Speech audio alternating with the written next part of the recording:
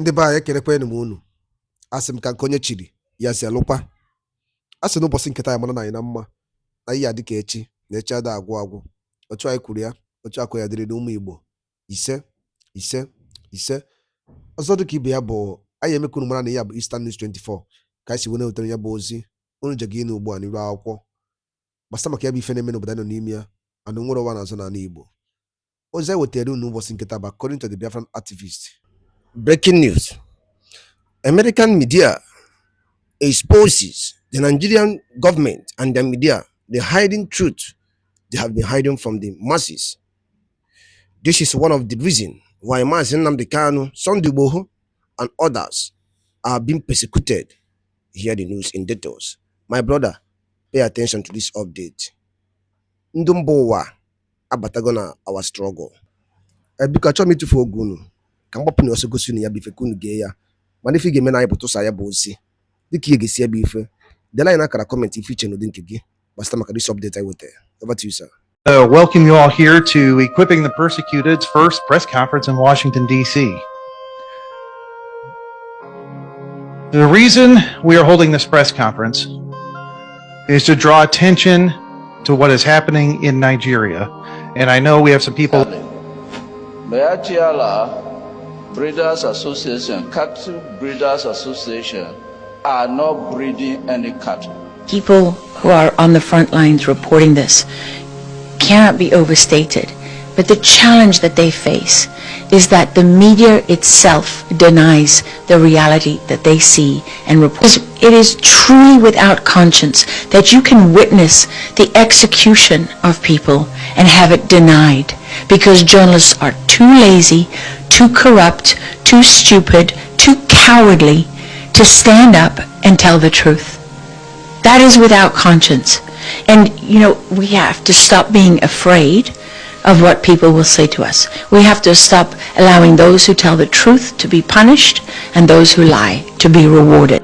Guys, it is no longer news that our federal government are the ones sponsoring terrorism in Nigeria. They are the 100% behind insecurity in Nigeria. The reason for this, I don't know. The video you're about to watch is not my video.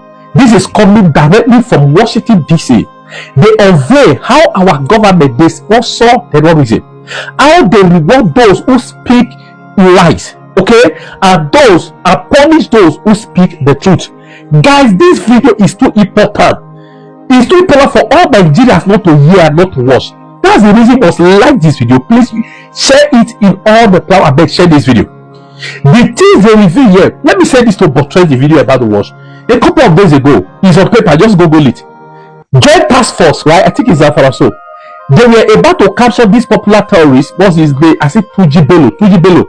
They terminated most of his men. Just few minutes for them to capture him. Guess what? They got an order that they should retreat. Our paper said Nigeria Daily reported it. How Nigeria government protected Tuji. The reason for this, I don't know. See, if you don't share this video, I believe you don't share a video like this for information like this to go ahead as fast as it can. It means you enjoy this security. I can assure you one day this is security, it will reach you. Look at fish net that everywhere. How they are covering up for Fulani herdsmen. How they went further to expose Fulani breeder, cattle breeder from Nigeria. They are not breeding any cattle. Waiting they be terrorist organization. Share this video as much as you can. But the only way you push the enemy of Nigeria, you enjoy this spirit and for you not to share this video. But it's for you not to watch this thing to the end. This video is loaded. If you don't have the time, come back, share it. When you come back, come and watch. My God. We are holding this press conference is to draw attention to what is happening in Nigeria. And I know we have some people in that are... I was privileged enough to meet a gentleman by the name of Frank Utu. Frank is from the very community, Yellowwater, where over 34 of his family members were massacred on June 13th. We are calling this the Father's Day Massacre. And we were fortunate enough to meet Frank. Frank was here in the United States, and we said, Frank, you need to come here and tell your story. And talk about what has happened to his people and what is continuing to happen to his people in Yelawada. So Frank, I'd like to introduce you to come up and tell your story and bring some comments, sir. God bless you and thank you for coming.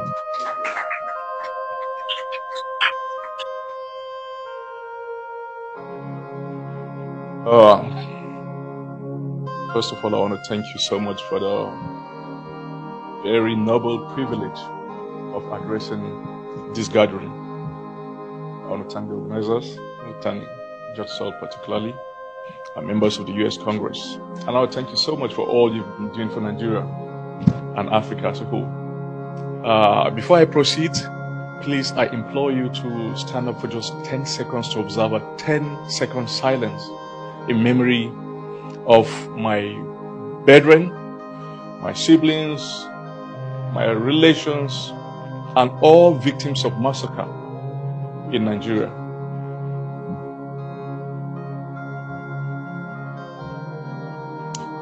May their souls and the souls of all the faithful departed through the mercy of God rest in perfect peace. Distinguished guests, I stand before you today a Nigerian. But more than that, I stand before you as a witness for everything you are saying here, or you've said here. I'm a living witness. So today you are getting a tangible, concrete evidence from he who has been a victim. You, the American people, and indeed the conscience of the free world, have heard stories about Nigeria. You've heard about corruption. You've heard about misgovernance. You've heard about terrorism. And on the flip side, you also must have heard about our great sportsmen and musicians and our guys in the entertainment industry and brilliant minds all over the world making global impact in sciences, medicine, and every other area. My name is Frank Faga Uto. I'm from Yelawada, the very place where the massacre of last month took place. The village head of Yelawada today is my cousin Kumagajo. He succeeded my dad, who passed away in 2023. I'm a lawyer and a graduate of the law school of the Northumbria University School of Law in the northeast of England, Newcastle. But today I'm a graduate student at the University of Central Oklahoma. I've come straight from the heart of this unfolding tragedy. Last month, like I said earlier, over 200 people who are my friends, my family, my neighbors were brutally, gruesomely, in the most cruel manner, killed. But before then, every month, we do record 10, 20 deaths in the hands of these terrorists. But it has never been pronounced because we lived with it in the last 10 years. Last month was different because of the sheer number, the sheer size of what happened. 34 members of my family were annihilated. 34 members of my own immediate family. My auntie, who was pregnant with twins, was butchered. Her belly was pierced, and they removed the twins and slaughtered these twins, the fetuses. My friend, who just came to the village that day, he spent 7 years studying pharmacy in the university and had graduated a year ago and had done his housemanship and came to the village, and they killed him. That they burnt him to death in his room that night. My sister, God's mom, Mary, a very devout Catholic who has been an altar server, who is a 300 level student, that's how we call it in Nigeria, third year student of accounting in Nasarawa State University, was butchered and her brain was spilled out that night. Children, 1 month old, 3 month old, aged 70 years, 80 years old people who cannot flee, were cycled with fuel in their room and burnt to death. When this massacre happened, the first call I got, very first thing in the morning, the first 8 names I asked after spontaneously were all killed. The first 8 names. It was that 20% of my village was annihilated. We're a village of about 2,000 and about more than 200 were killed on that day. Relative to America, it's like 30 million Americans, so 50 million Americans killed in a single night. That was just what happened. For too long, the true nature of this conflict has been obscured by euphemisms and mischaracterizations, just like what you say there. Some call it climate change, some call it grazing routes, but those are the euphemisms for the true context, the essence of exactly what is happening. So we in the Middle Belt have faced a calculated, systematic act of terror, and I'm here to tell you unequivocally that Nigerian Christians, especially in the northern part of Nigeria, have been facing genocide. And of course, that's exactly what's happened. I assure you, when armed militias converge in your village and start killing and shouting the internationally recognized slogan and motto of jihadists all over the world, Allahu Akbar, it's no longer ethnic, it's not political, it's strictly religious. And that was exactly what they were doing that night. That was a chant from beginning to end. They were killing and shouting Allahu Akbar every step of the way. And you know the funny thing? They took 4 hours doing that. And let me paint a graphic picture of what Yerota is. My village is situated on the federal highway, what you call the interstate in America. So it's not a village in the hinterland where the road is impassable. It's a village that is just 25 minutes drive to the state capital, Makurdi, where there's an Air Force base, the Tactical Air Command of the Nigerian Air Force, where they could deploy a drone. It's 25 minutes drive. And in Makurdi, there's the presence of the 72 Special Forces Battalion of the Nigerian Army. And then the next capital, the capital of Nasarawa State, Lafia, is placed 51 kilometers away from my village. So we are sandwiched by 2 capitals, state capitals, on the highway, on the interstate. And these terrorists operated for 4 good hours, burning everybody in the village. That points exactly to what has been an established fact: state complicity.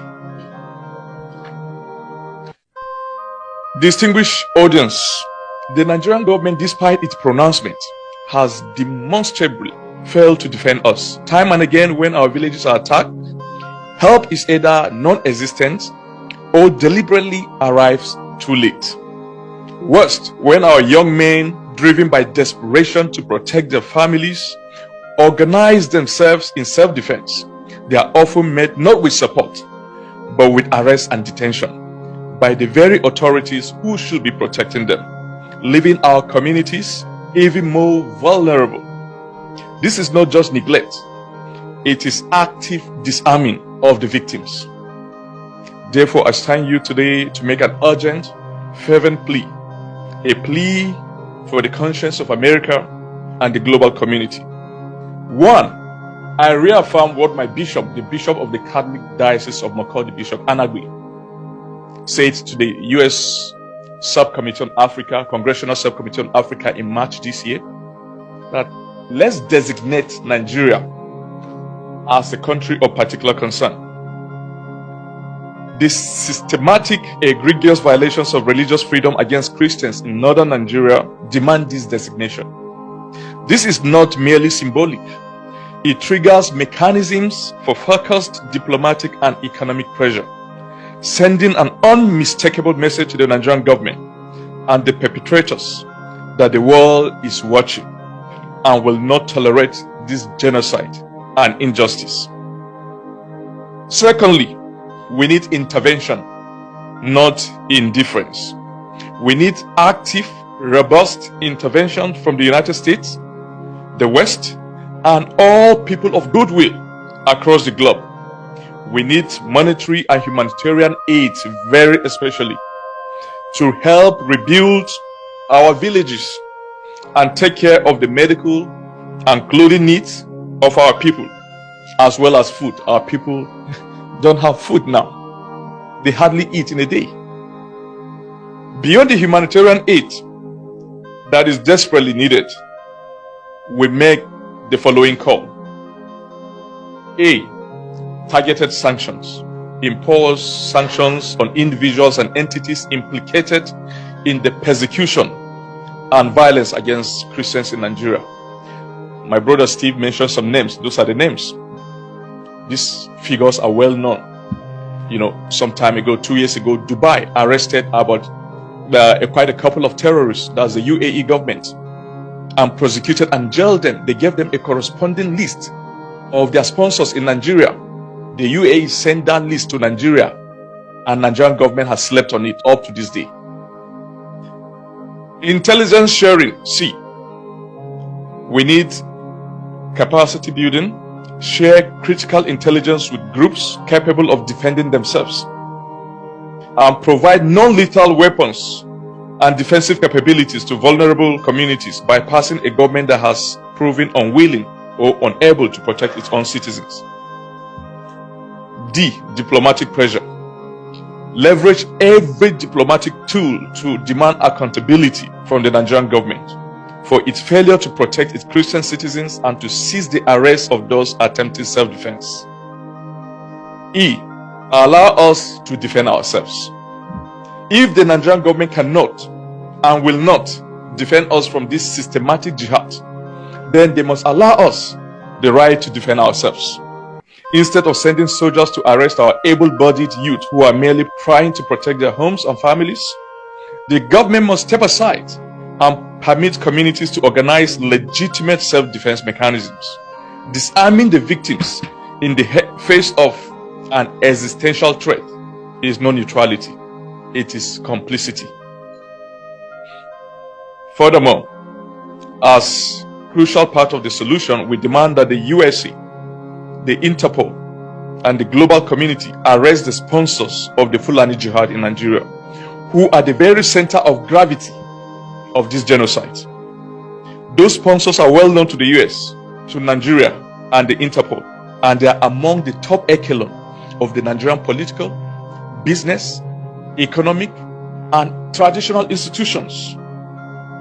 They must be prosecuted before the International Criminal Court, ICC, for crimes against humanity. This is not merely about justice for the past, it is also about dismantling the machinery of terror that continues to threaten our existence. My people are resilient, we are resourceful, but we are also systematically slaughtered. We are not asking for an army to fight our battles, but for the fundamental right to protect our lives, our families, and our faith in the face of an existential threat that the state has failed to address. The price of continued inaction, of polite diplomacy that ignores the brutal reality on the ground, will be paid in Christian blood.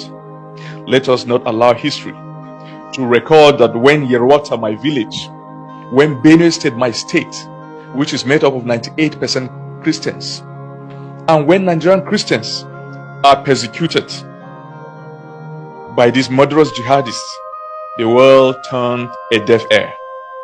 Let us instead forge a new chapter, one where justice prevails, where human dignity is upheld, and where the systematic jihad against Nigerian Christians is made with the resolute stand of a global community echoing a dark chapter from our own history.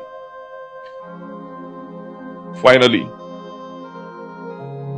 I called on the US, all of you here, to help pray for my siblings, for my friends, for my relations, for my community, for my state. The American dream, which was so well encapsulated and articulated in paragraph 2 of the Declaration of Independence, that you so much desire, we also desire that. We desire this unalienable right to life, liberty, and the pursuit of happiness. Yes, we do. Thank you. God bless you. God bless the United States of America. God bless Nigeria. God bless Yarwata, and may the souls of the faithful departed, through the mercy of God, continue to rest in perfect peace.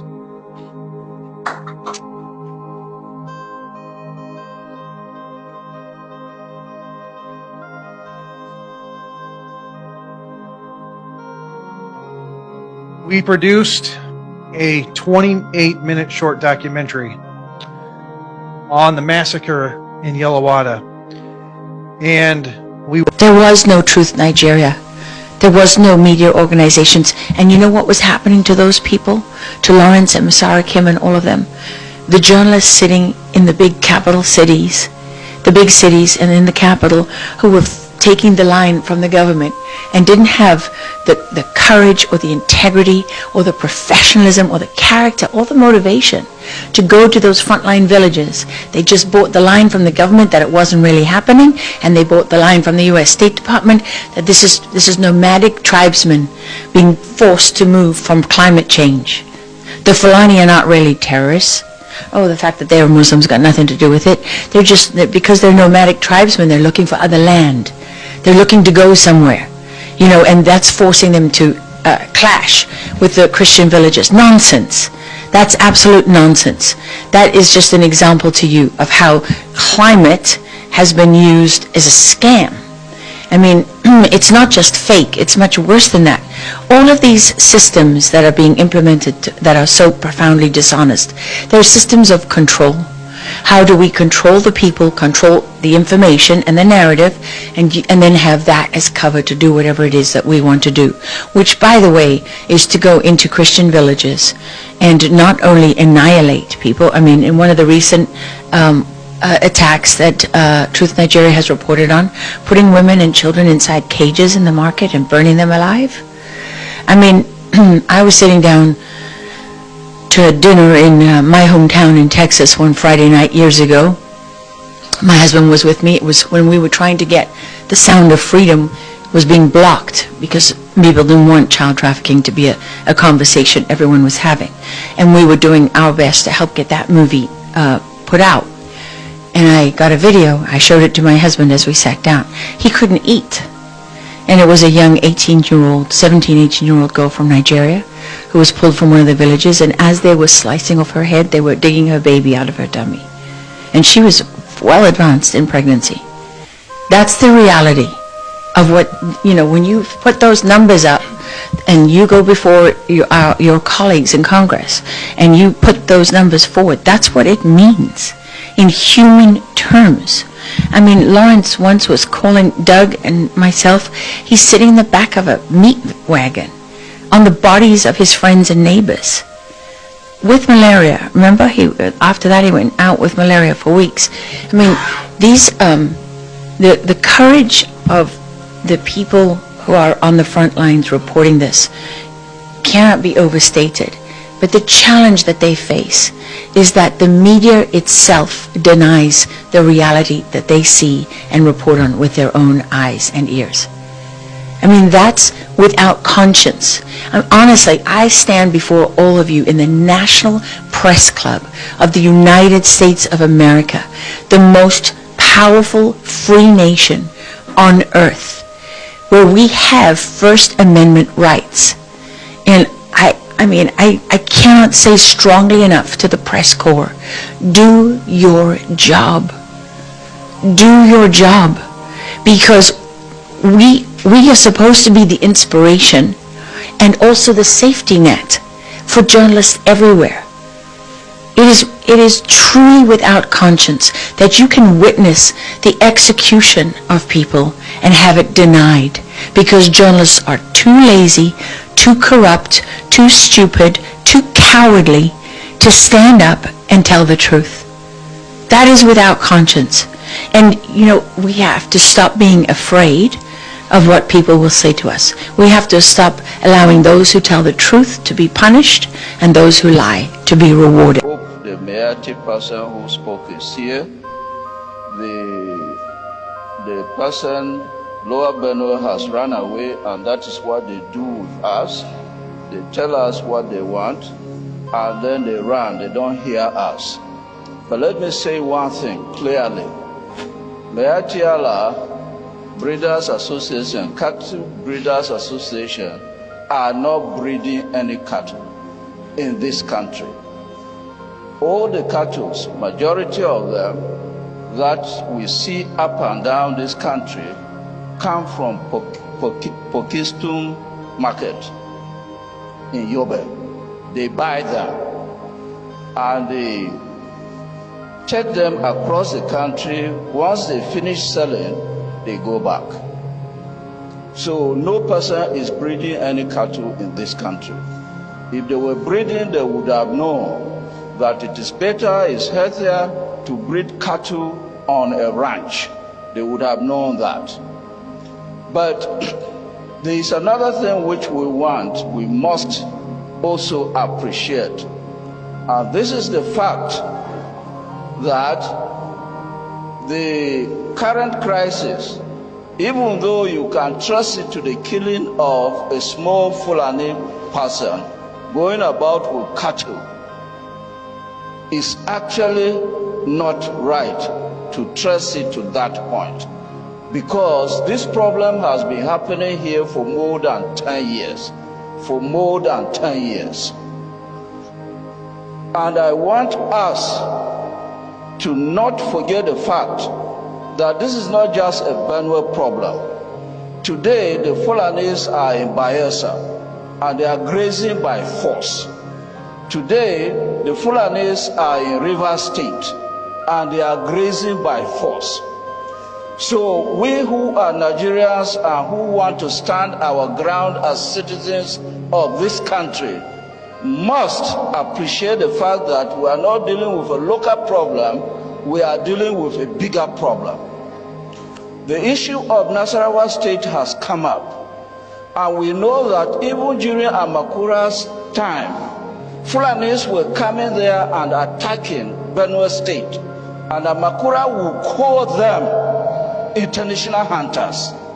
He will call them international hunters, in spite of the fact that Nasarawa State does not have any international hunting grounds. He will call them because he wanted to mask that. And even today, the governor of Nasarawa State, Sule, is also masking the problem. Those of you who are in Nasarawa State will know that ancestral lands belonging particularly to the Tea people in Awe, in Doma, in Kiana, in Lafia, and in Obi have been taken over and given to Fulani people. And these Fulani people are the Fulani people coming outside the country. Now, no other person in his right senses will ever deny that the Fulanis who are pushing and attacking us are coming from outside the country. And it is people like Sule, the governor of Nasarawa State, who is giving them haven, who is giving them refuge, who is getting the lands of his own citizens and giving it to these people. The person from Lower Benue talked about climate change. Let us be clear on one thing. The people who are coming as a result of climate change and pushing us are armed and they are not from this country. As citizens of this country, if we never resist when our governors and our politicians push us away from our lands and give it to foreigners, we will be making the greatest mistake of our lives. The Nigerian who is a citizen has more rights to the land of this country and the resources than somebody who is coming from outside this country, no matter what is chasing that person. What do I want us to do? First, I want us to note that our politicians in the different parts of the state, including this state, have sold us. You are standing here, we are sitting here. Edalụ niile nkunu si wee na-anụ olu m ụbọchị nke taa na Eastern News 24 bụ ebe anyị si were wetara ya bụ nnukwu ozi gbasara maka ya bụ ife na-emenụ ka efi were ikwu gbasara maka ya bụ ife ndị anyị wetara n'ụbọchị nke taa n'iru akwụkwọ ka emesịa